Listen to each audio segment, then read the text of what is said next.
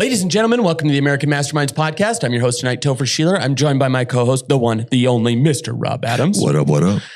Ladies and gentlemen, this is going to be a new friend of the show. I can just feel it. This is kind of how this thing goes. Rob, I don't even know where to begin. Tell us who our guest is. Oh man, this is someone I met and I knew. It's one of those people that you meet and you know, I'm going to be friends with this person for the rest of my life. Like, we connected so quickly about such important, valuable things in life. And we were in alignment in such a way that I just was blown away. And I'm so excited for the interview that we're going to do with my good friend, Craig. This is going to be awesome. We have Craig Weston on, and you know the drill. Let's sit back. We'll grab a quick word from the sponsor and we'll jump right in.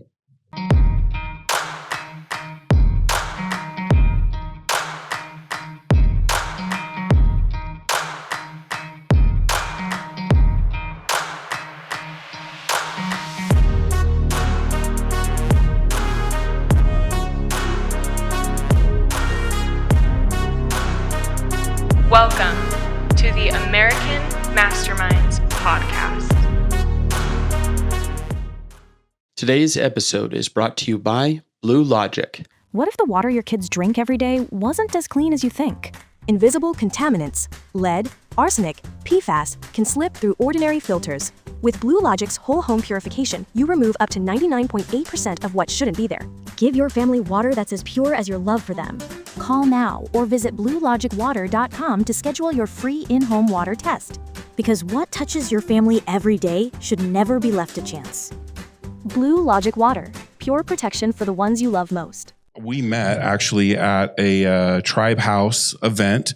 They had a breakout, and in the breakout, they separated, and I was the kind of the composer of the group. I kept the time. I was moving things along, and I heard your story in that group, and then I'm like, I'm going to be friends with this guy for the rest of my life. I know this.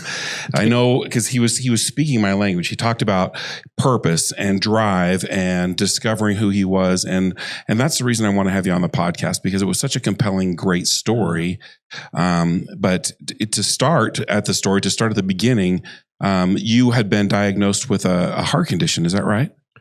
Well, I was at my daughter's wedding and was diagnosed with a massive heart attack. At the wedding? At the wedding. Okay, let's talk about that. So my wife is in the dental field. So it was literally, we live in Colwood Heights. We were driving down to, it was called Wasatch Gardens, which was down by Alta Hospital. And I was just sweating, right? And it's September. I was sweating, and she looked at me and she said, are you okay? I said, yeah, my baby daughter's getting married. Leave me alone. Yeah. Right? So we literally drove down 9400 South, and I've got these little droplets. I'm just sweating. I don't have any chest pain. She's like, is your left arm numb? What about your hand? All the things that lead to a heart attack. She's checking in. And I said, no, not at all. Just leave me alone. I'm good. I'm just a little emotional, right? Yeah. So we were at Wasatch Gardens, and they had a walk-in cooler where they kept the flowers. So I would be sweating, and then when I wasn't doing something, when they were getting all ready, I'd go in the cooler. And it was like, this is nice. This is beautiful. Yeah. I'd come out and I'd just start sweating. And we got through the wedding, the actual wedding ceremony. And then there was a time between the weddings and the reception where everybody was setting up, and my wife, because she's just, listen, I'm a social butterfly. Okay. I'm not where I'm supposed to be. I'm out talking with everybody. And she just said, are you okay? Why don't you have Mike, Topher's dad, take you over to Altaview, and they can give you something to calm you down. And I'm like, okay, whatever. Make her happy. We get in the car, we go to Altaview Hospital. And I'm signing in, and in my suit jacket, I'm dropping sweat onto the table. And I'm going to tell you, if you want to see what hell looks like when people, it was just like they took me back. They literally ripped my shirt off, started shooting me with whatever that's called that gets your heart. And they said, you're going down to the IHC. So 16 minutes, I was from there to IHC, full systemic heart failure. What? It was the scariest thing. It's the only pain I've ever felt. They took me in to put a stent in my main artery just to keep me alive. They cut me before they gave me any drugs. It was like, do this now. I tell you, all I remember is screaming I've never screamed. Yeah. And then I was out. But then then it's like, okay, you know what? You got a real problem, quadruple bypass, die twice. It was so intense, but it started with the wedding. So that's a lot to unpack in that. I don't know where to jump in here. Here's the funny part about the whole thing. Everybody's going, hey, where's Craig? And the only people that knew that something was wrong was my wife and Mike Wilmore, co-stad, right? And my wife is like, come on, he's out there talking. There was a lot of people there. Doing his thing. He's out there talking to people. Little do they know, I was like full. They're like, oh, I saw an ambulance go by. Well, that was me. I couldn't wave. But dude, it wasn't till the end of the reception that my daughter even knew that I was in bad shape. Wow. And so the interesting part so I'm in thoracic ICU, which is like you can't go in. Everybody's showing up in suits and ties, and they tried to stop everybody. They finally just let everybody in. Because it was the wedding party of the hospital. Dude, and so I felt bad because it's like, this wasn't about me, but so I'm a joke of the family. It's like, hey, you always have to have the spotlight. Was there signs beforehand? Did you like kind of nothing out of the blue? Then, so what's weird is I've never had chest pain from 2014 to now. Never had one, not even a bit of chest pain. And then boom, you were. And then that's the story. Quadruple bypass. Right. And so, dude, I have a video that would blow your mind. My heart is on a table. They took it out. They took it out and it's pumping by a machine. Okay. As they're taking arteries out of my leg, which was the only thing that hurt. I mean, they harvest out of your calf. Okay. And then they were rebuilding your circulatory system, basically. All the arteries. They were all 80% plus blocked. And was that just like a plaque buildup? Is it genetic? Like what causes something like that? So after you have one, you actually, they do a genetic test, and they call them folders. So there's like, is it thoracic? Is it is it your thyroid? Is it cholesterol? Is it what did this? It came back. Mm-hmm. None of them, not one. They call them switches in that language. Mm-hmm. They got to try to find where the switch is. Okay, so that if you ever have one, they know where to. They all came back negative. My cholesterol was 100. Wow. Good cholesterol, bad. I had none of that. I think it was stress. I think it was. It was part of the end of the story that I see now as I look backwards.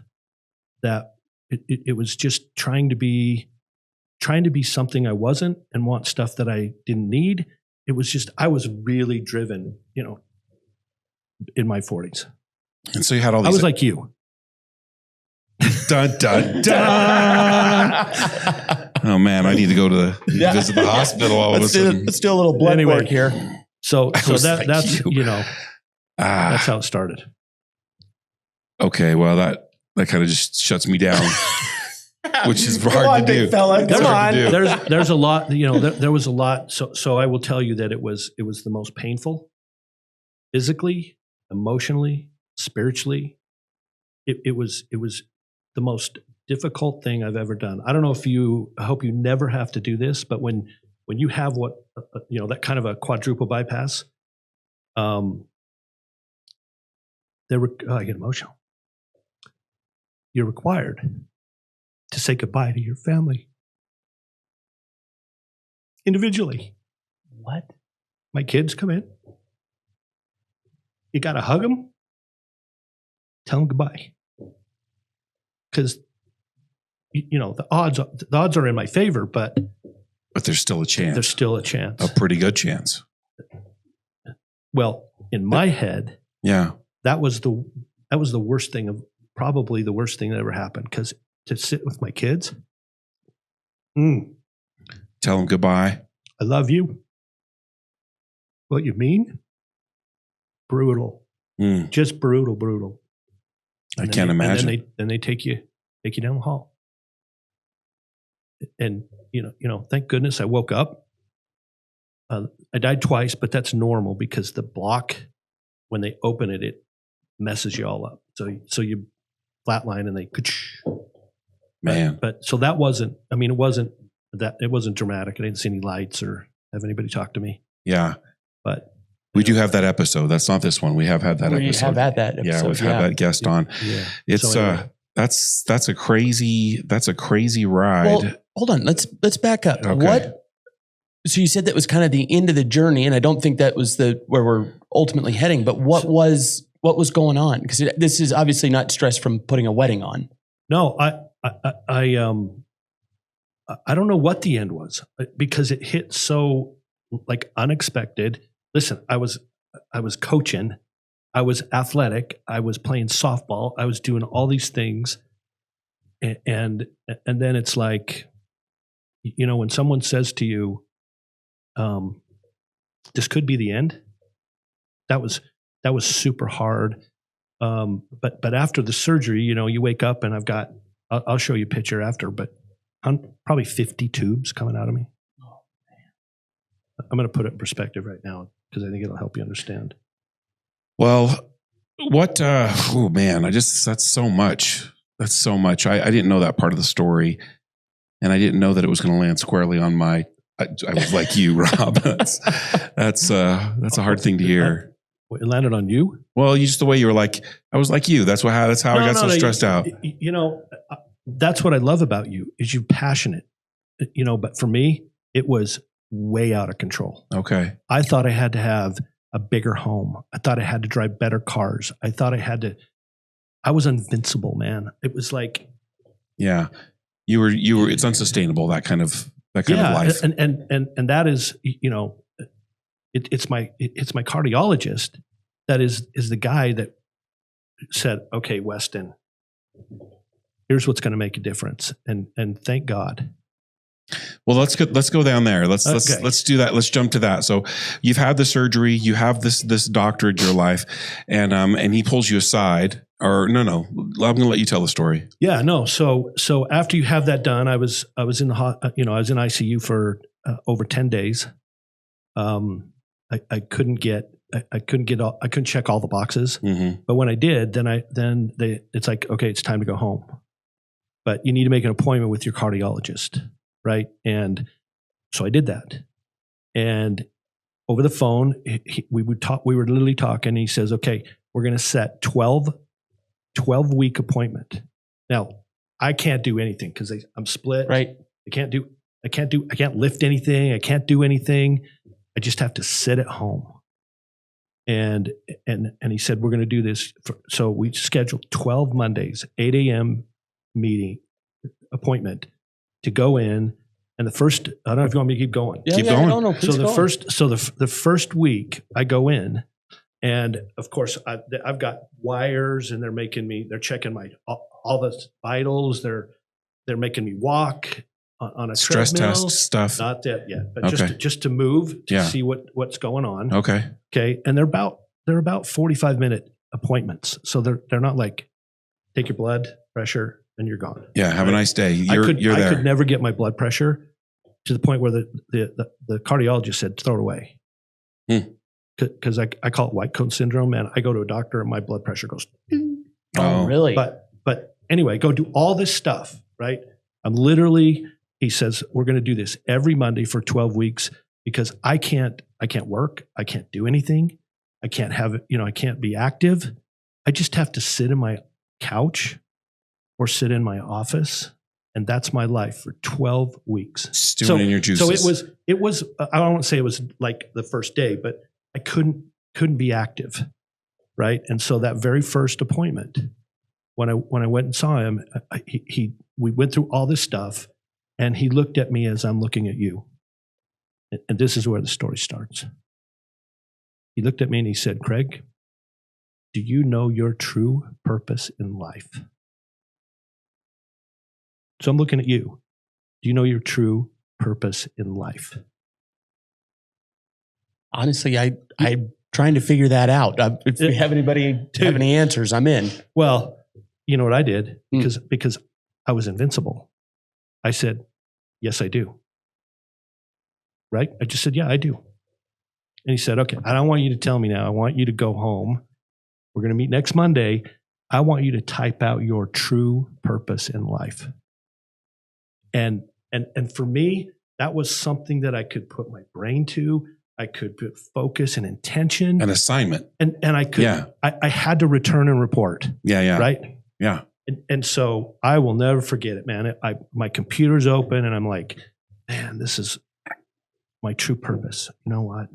I want to be a good dad. I want to be a good husband. I want to be a good father. I want to give them everything they want. I want to be, I just went through everything that I thought I was, right? And so I typed it out, okay? And I printed it off, and I was so excited for week 2. Like, you can't believe how excited I was. You had your assignment ready. Dude, I was prepared. And I take this in, and of course, I got to put all the stuff on me. And then I'm like, hey, can we talk about this purpose thing? And we'll get there. So they do all the stuff and EKGs and all that crap. And then I said, okay, here it is. And I literally I was so damn proud. Yeah.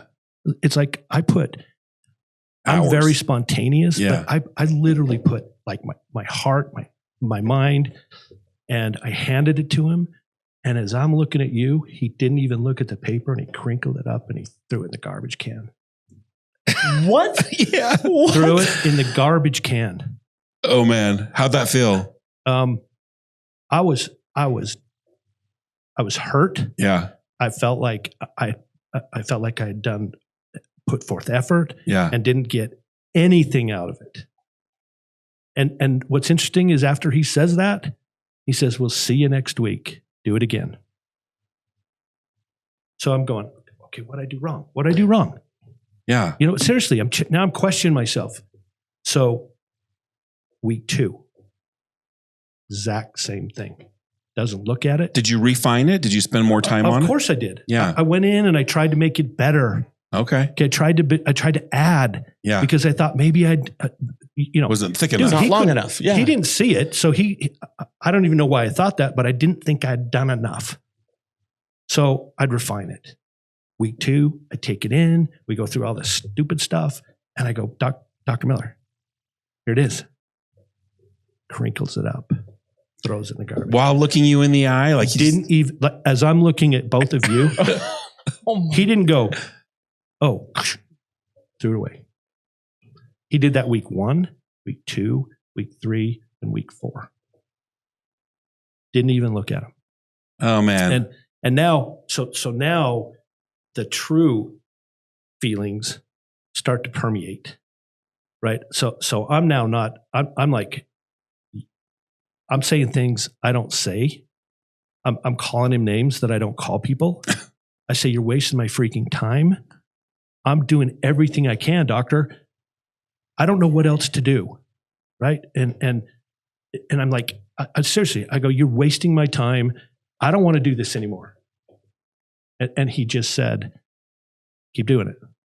So week 5, he did go, look, crinkle, throw away.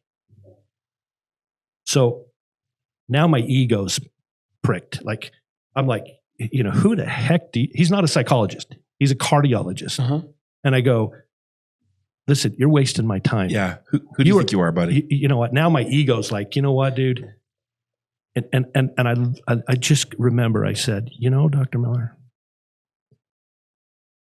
give me a hint. Give me something. Give me a bone to bite on, for crying out loud, because I'm not doing what's right. And he goes, Craig, less is more. That's it. Oh, I went, So you want to say, So you're going the Okay. wrong direction. Condensed. I get it now, right? So now my emotions and my motivation, I go back in week 6 and it's like I went back in, I pulled all the thes, the ands, the double sentences, everything just to make it bigger. I pulled it down. So it went from a nice paragraph down to a half a nice paragraph.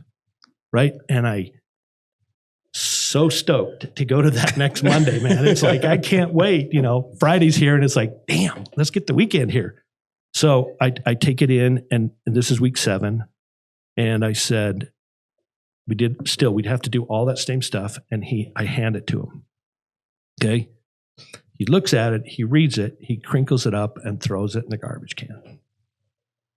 Week 7, week 8, and week 9. So 3 weeks.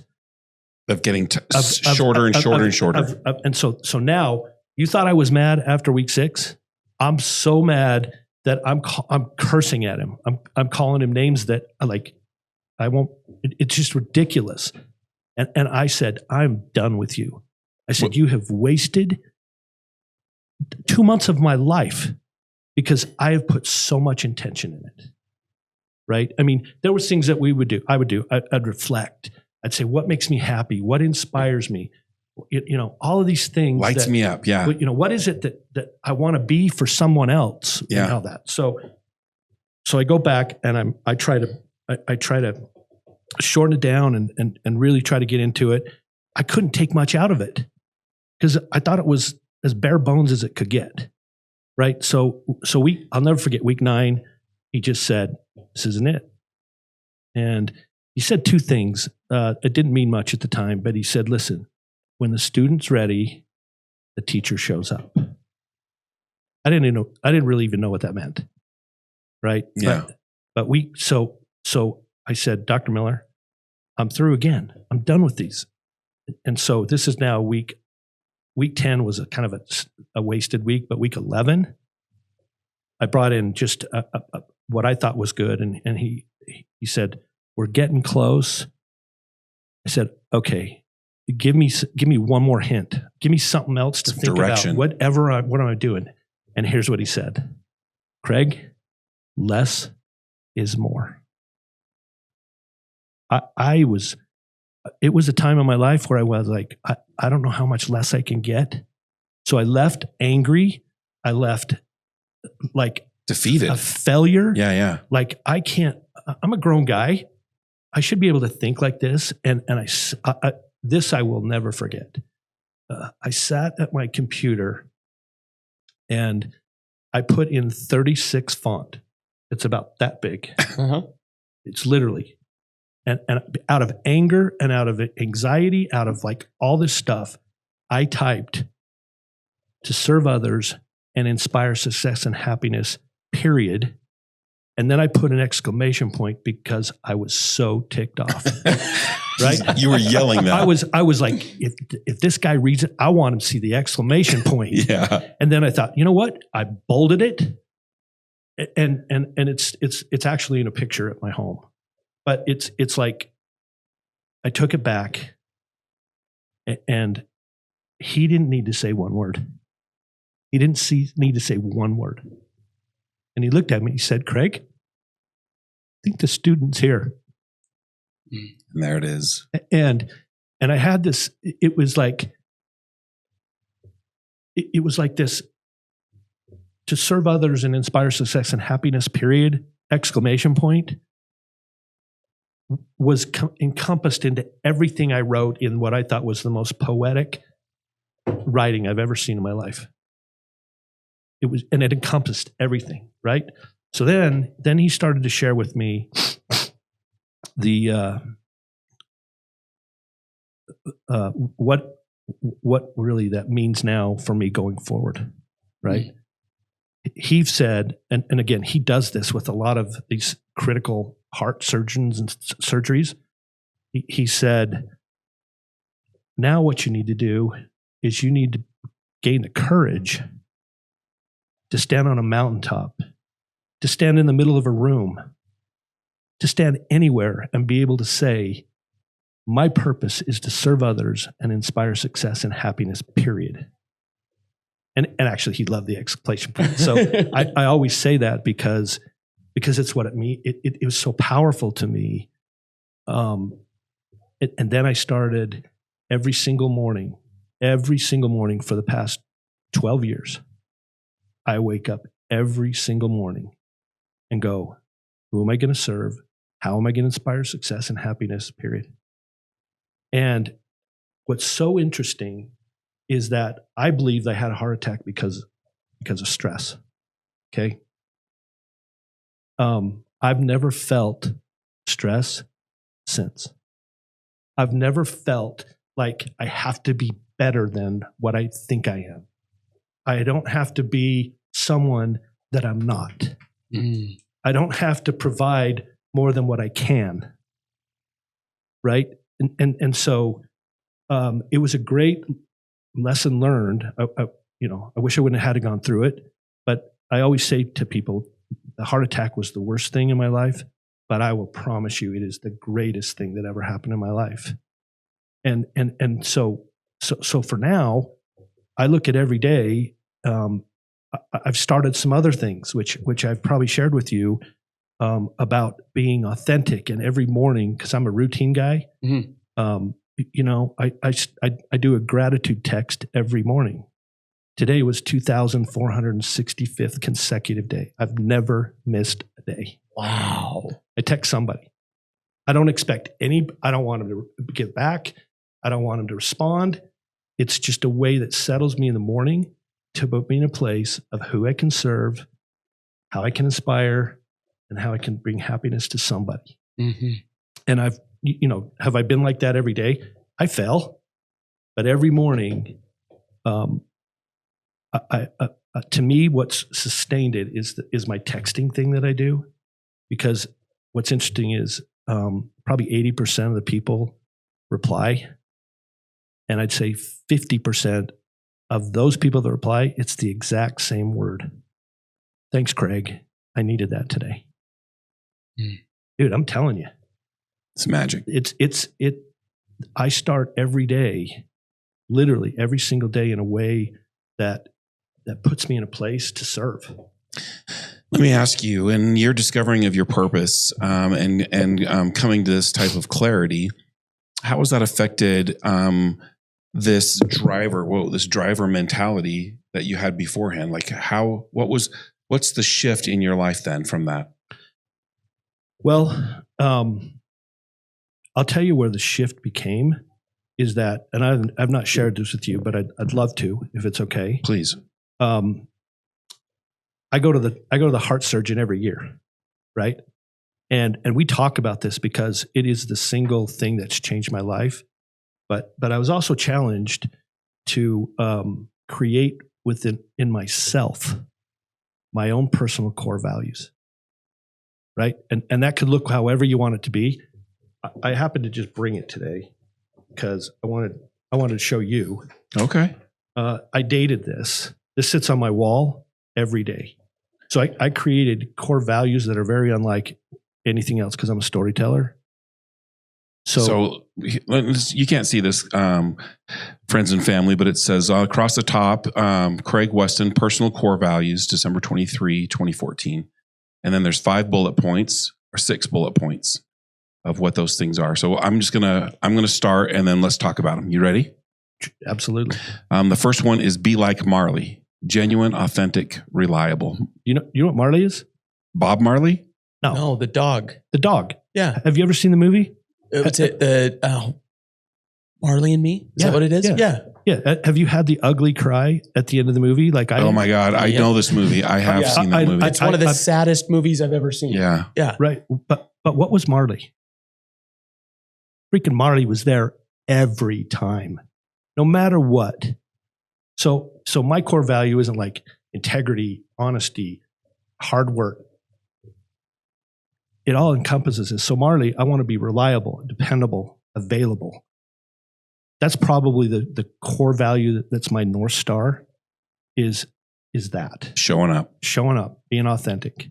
I love that. Number 2, make them a hero. It's about them, not me. That was a hard one because I love the light. But I'll tell you, when I can turn the light and make it about you and not me, I hope you see how these fit into my purpose. Yeah. Everyone is directly an artery to my purpose. Is this for me? Can I have this? No, you can't. I can get a copy and send it to you. All right. Was that the original one? That has sat taped on my wall This. since Yeah, so December be careful 23rd. there, big Oh, gosh. fella. Okay. Be careful. No, you can, I don't want to manhandle because it. I can copy it again. But All right. it's like, I'm a visual guy. Yeah. And when I sit at my, so I'm up at 4:30 every morning. Mm-hmm. So this is the first thing I see. Beautiful. Number 3, get in the sandbox, be authentic, and quickly connect. So I've always got a story around this. So, as kids, what do kids do when they all get in the sandbox? They play together. They Right. build stuff together. They work together. And it doesn't matter. We never know. Half the time, my kids never knew who they were talking to. They were just doing. And that's what I want to be. I Yeah. want to get in the sandbox with everybody and just build and connect. Love that. I love that. Hold a hand. Look, listen, and support. That's serve others. It's helping them. Somebody's down. Somebody needs support. I want to be the guy that they text or they call. Shorten the string. Effectively communicate with authenticity and vulnerability. That's Rob. That's what you and I did in Park City. Yeah. It is literally trying to shorten that. I don't have pictures here, but I have pictures that go along with it. And that is, remember, a can and a string. Mm-hmm. Shorten that string. Oh, yeah. Shorten it so that we can better communicate and connect. And usually conversations that go forever end up with no result. They're forgotten. Yeah. So I want to shorten that string. I want to connect. And I would say that's your superpower of the, as well as I, and little as I know you, you are a super connector. Well, I will tell you what the superpower is, and you have it. And Toph, I don't know if you have it yet, but vulnerability is, people are afraid of it. People are afraid of vulnerability. For me to do this is it's a little uncomfortable, but you know what? I've committed to vulnerability. It doesn't matter. No. And you are an expert at that. Well, thank you. I have discovered that the quicker I can show my heart, the quicker others are willing to do so as well. And it's an amazing thing to give someone that permission, because I think others are desperate for that. Yeah. And so here we go. Let's get this party started. Dude, in Park City, do you think that would happen very often? What we spoke about, and by the way, it happened to the table. Oh yeah. It happened to the table. So there was 3 or 4 other guys at the table, and man, they were pouring hearts out. It was amazing. It was amazing. Yeah, that was the That's highlight. the shortest I've ever seen the string, just so you know. That was the highlight of you have 2 string shorteners at the table. Those boys didn't have a chance. It's a beautiful world when that happens. Curiosity changes lives. Create curiosity for all to enhance change. For me, curiosity is that breaks the mold. I try to get people to be curious. When I talk about my purpose, and by the way, I talk about this in keynote things, and when people can be curious enough to maybe go, that's an interesting idea. I've had so many people that go, you know what, dude, it's all about you. And then I get a phone call in like a month, and they're like, you know what, I've been trying to figure out my purpose, and I'm struggling. Can you help me? And what advice do you give them? I go through the process that I went through. I give them the process of reflecting, taking time to see what's the good in you. What good do you want to do in your life? Because let me tell you, I struggled in the beginning after I thought I had my purpose. I went to the cardiologist, and I said, you know what? I'm 53 years old. My purpose in life is going to change. Right? Yeah. And he, like I believe him.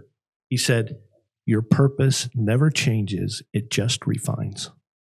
One of the most powerful statements that I can hear in my head is that, and how does that make me feel? I don't have to go build, and it's for 12 years. It has refined, and it has been, I'm almost to the point where I'm thinking I want a couple other core value things in, but I'm a believer if it's not broken, don't fix it. Yeah. Right. But that ability to just refine and even get deeper. Listen, I think I'm probably 50% of where I want to be. Wow. It needs to get, I just need to be more, I need to be more curious myself, because curiosity is everything as it relates to change. Yeah, it really is. I feel as though the most dangerous words I can utter is, "Oh, I know."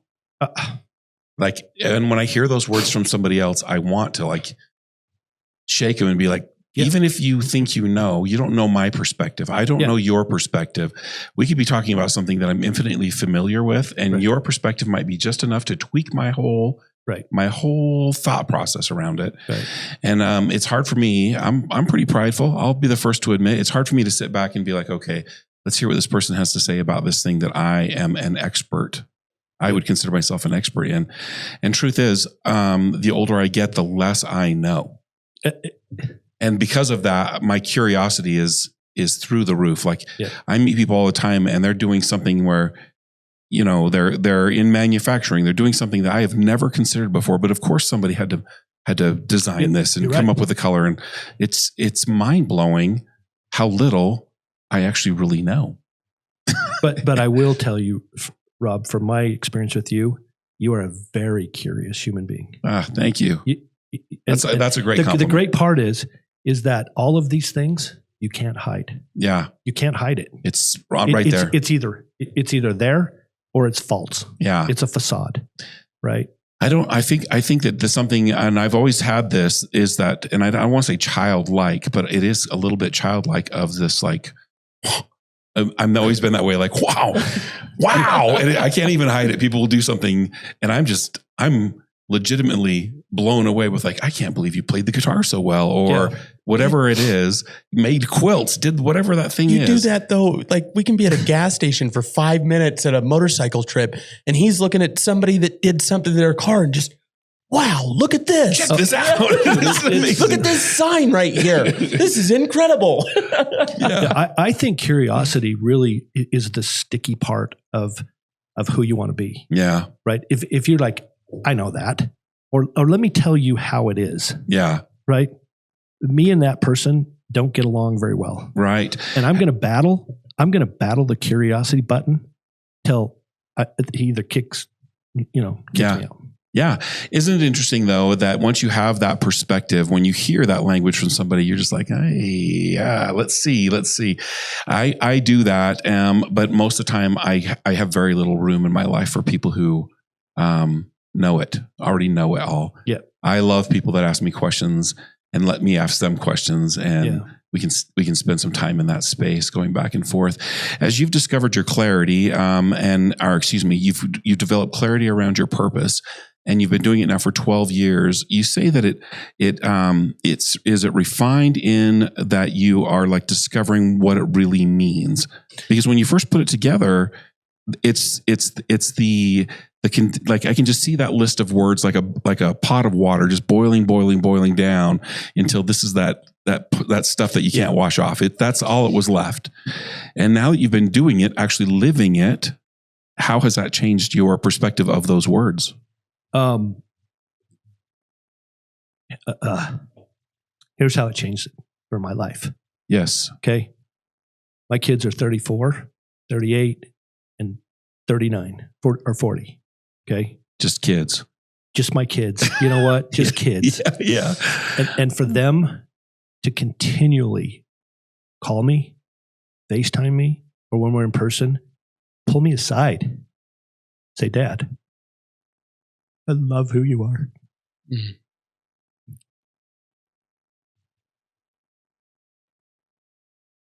That's the greatest validator in my life. My wife and I struggled in my 30s and 40s. And this has brought my love for her, which is a great example to my children. I have to work on this. I have to work on it every day. But I'm so lucky because I create this routine. You know, it's like batting practice. Mm-hmm. You know what? Some days you get in and it's like, can't hit the freaking thing. But let me tell you, when the people that love you the most unconditionally come to you and say, Dad, I wish you would have been like this when I was a kid. Wow. It's heartbreaking to me because I didn't even know what it was about. It was so far from my. I know this. Don't tell me. I'll tell you. And now my relationships with my family, which to me is the most important element in my life. And to be able to even have my grandkids and sit at St. George with a 12 and 10-year-old and have my daughter talk about, well, let me tell you about your grandpa. Dude, this is what he was like. And they're like, that's not Papa.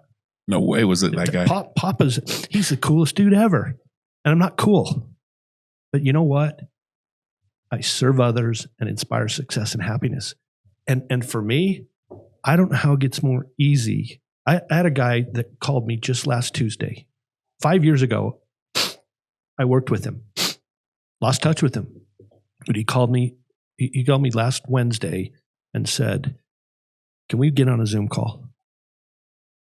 Okay. All he did was he was so emotional because he told me why what we talked about has changed in his life. And it was part of his family, but it was more about who people thought of him as. And how did that make me feel? It just confirmed everything that I'm trying to do. I'm not perfect, but you know, as I was coming here today, I was like, you know, there's some things that you and I have had some really, really awesome conversations. And I go, man, I just want to be like Rob.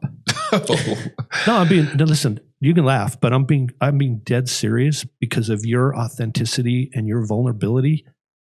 And here's what I walk away with. I can be.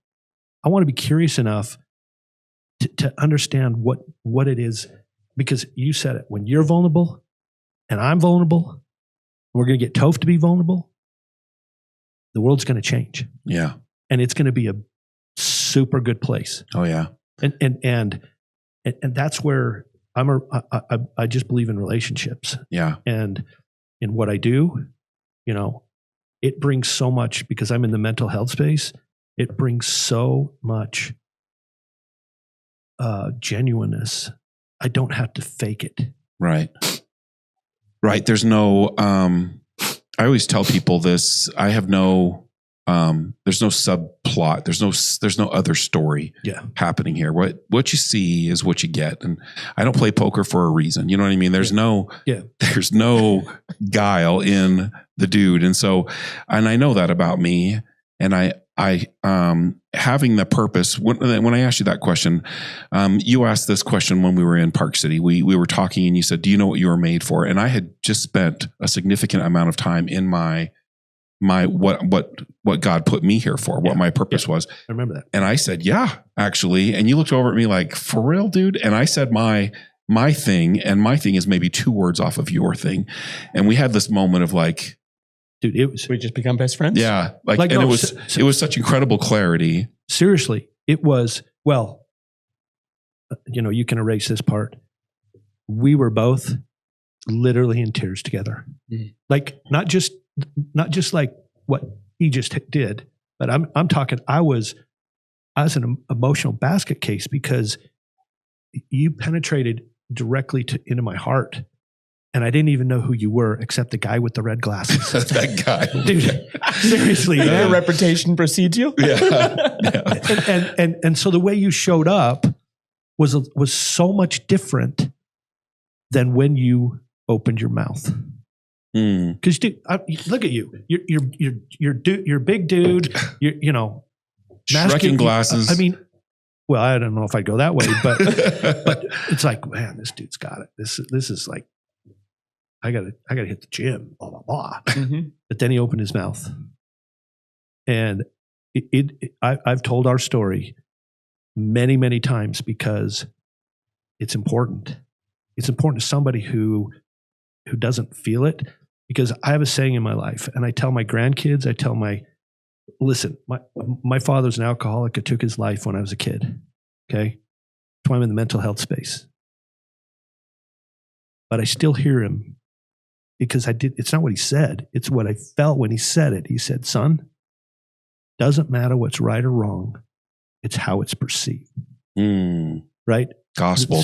Some of the most powerful words, because you might perceive it different. And I, you know what? I honor that. Yeah. I honor your perspective. Sure. But when you can put two perspectives that are in line, look out. Right?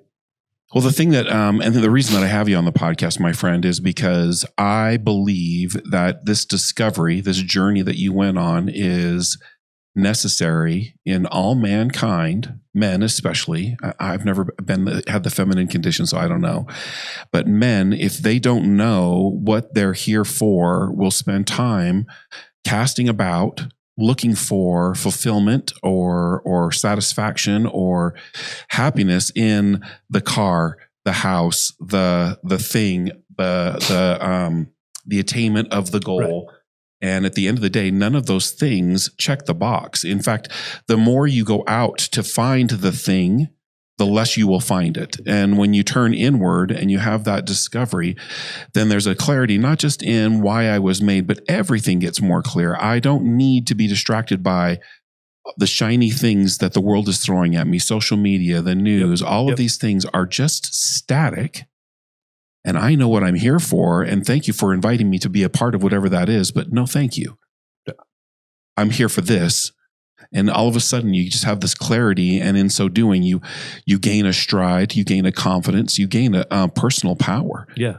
And I don't want to overspeak it, but this is in my personal discovery. And so when you said that, it was at this time of me like coming to this clarity, refining it down. And I struggle with it. When I say refining it, it's refining me. Those words aren't just words. Those are the standard to which I would like to live. Yep. I would like to serve. I would like to create the opportunity to give others the chance to serve in a meaningful way in this world, because I know that's what God made me for. And so I love that. I'd like to just end with, because I'm older. Okay. And I don't know what life's got for me. And we just had to go through our whole, putting together a trust and blah, blah, blah, all that stuff. Yeah. Okay. And it came to the point where we talk about when you leave. I hope it's not for a long, long time. But that was an experience for me that it's like, what do you want? Like seriously, when you die, what do you want us to do with you? And I've never been asked that question. I mean, my wife is she wants to go open a firework. Wow. There it is. And I didn't know there's companies that do that. There are. She's going up in a giant firework. That is awesome. Now we just got to find what color she wants. Okay. But I'm not interested. Right. But what I ended up coming down with, and it's it holds so true to my own personal purpose. And you guys, I'm being very selfish in this conversation because it is my purpose that keeps me alive. Amen. I look at it that way. And so my wife said, honey, I know what you want. And I went, she says, you just want to have a picture that says he served, past tense, he served and inspired success. And you know what? That's what I want. That's all I want. And when I go away, I just want people to go, hey, you know what? He was all of this. He was just a kind guy who loved people, would do whatever they needed to. Let me tell you about the time he gave me a hand. He lifted me up, and those are the stories. That's what it's about. God, I love that so much. So it is so big, Rob. It's so big, and just trying to be consistent. You know, I have people go, I can't do that. It's too hard. Well, I hate to say this, but you have to do it, or it'll kill you. Yeah, you're choosing the wrong heart. It will be. Your life will be so chaotic. Yeah. Unless you can simplify. Period.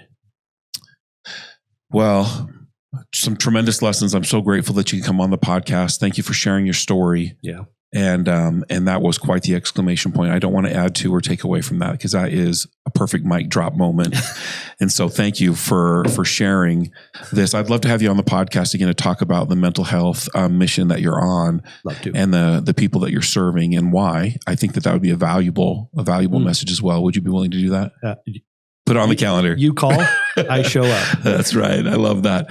Well, thank you again. And very grateful. Thank you. Thank you. It's my pleasure. It's an honor. Everybody out there, you know the drill. Don't forget to like, share, and subscribe, and we will catch you on the next one.